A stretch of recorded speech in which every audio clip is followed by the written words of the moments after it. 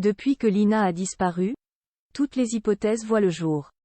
Une des dernières en date est celle de Jean Didier. Il est persuadé que Lina est en vie et que sa disparition a été orchestrée par une femme d'âge mûr.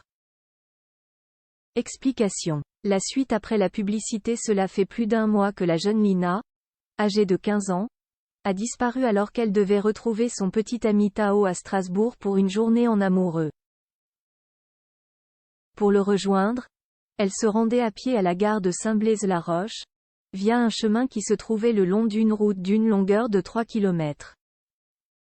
Et puis plus rien. L'ancien maire de la ville l'a vu se filmer le long de la route et un autre homme dit l'avoir aperçu dans une voiture qui se dirigeait à contresens. L'enquête se poursuit. La mère de Lina se mure dans le silence et d'autres prennent la parole alors que peut-être ils ne le devraient pas. Un des derniers témoignages est celui de Jean Didier qui a partagé ses prémonitions sur l'affaire comme l'a dévoilé Pleine Vie. Pour lui, ce serait une femme d'âge mûr qui serait au cœur de l'affaire et l'adolescente l'aurait suivie volontairement. Le médium met la police sur la piste de la maman ou d'une tante comme la tête pensante de la disparition de Lina. Selon lui, la jeune femme devrait refaire surface très prochainement puisqu'elle est partie dans le seul but de se découvrir. La relation qu'entretient l'adolescente avec Tao aurait réveillé en elle de la curiosité concernant sa sexualité. Elle serait donc en train de vivre ses premières expériences en tant que femme, est-il rapporté. Une version abracadabrantesque.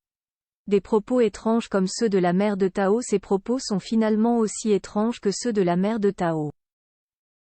Alors que certains se demandaient où chercher, elle aurait émis l'hypothèse étonnante, sans que l'on sache sur quel fondement, que Lina était blessée au niveau des jambes et se trouvait dans une maison ou une usine désaffectée dans un rayon de 20 km, propos rapportés par Le Figaro.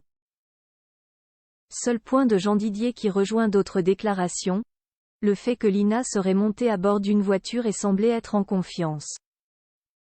La personne âgée qui dit l'avoir vue dans une Clio de couleur bleue, à contresens de la gare, racontait qu'elle lui a fait un coucou et qu'elle semblait aller bien. La suite après la publicité. La suite après la publicité.